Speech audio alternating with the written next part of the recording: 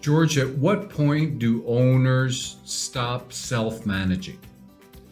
Well, in property management, you typically have three types of customers. You have your investors, you have your accidental landlords, and then you have your do-it-yourself landlords. And so the answer is it depends on which class of customer that is.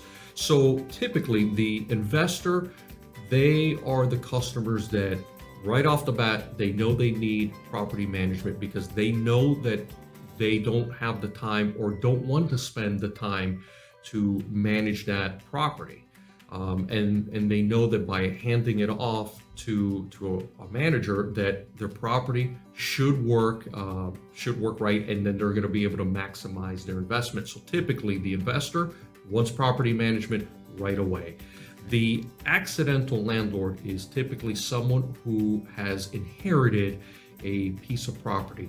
They don't know what they're doing, but they figure that they should probably get someone to handle it because they don't know what they're doing and they don't want to have the time.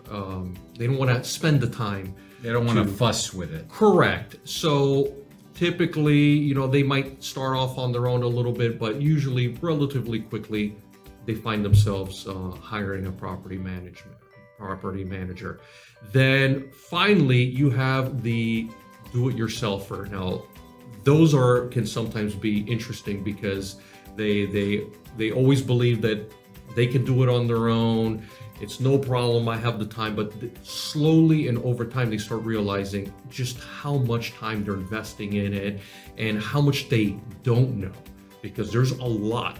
Property management can be complex, and typically we'll find that those self-managers will usually run into a problem that they really don't know how to handle it, and it's at that point that they raise the white flag and say, you know what, I think that the best thing would be to hand off my investment property to a property manager to have it managed.